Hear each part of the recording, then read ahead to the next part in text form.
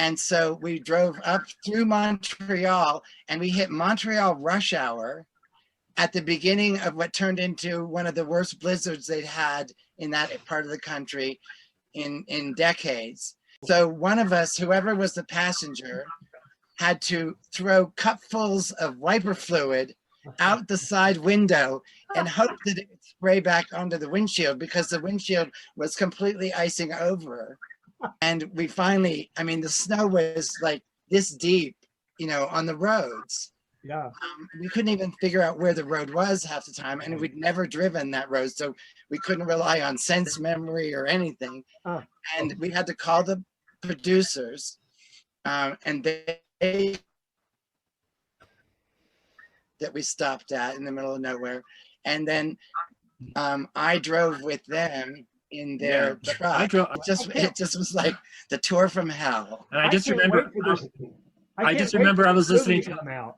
What? I can't wait for this movie to come out. I just remember I was listening to Cyndi Lauper's first album. She's done Unusual Girls Just Want to Have Fun. So whenever I hear that album, I think of that tour, driving through the snow in the bus.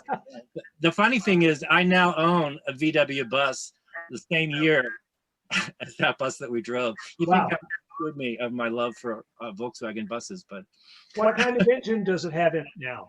It has a regular Volkswagen engine. Okay. And it's painted. You can see. It actually runs great. You can see. But I don't drive it in the winter. You can see a photo of it if you go onto YouTube and look for Ron Romanowski's solo album. What's it called? Tell me. Remind me the first one. Pittsburgh to Paris. You can't really see it though. Well, but you can see how he painted it.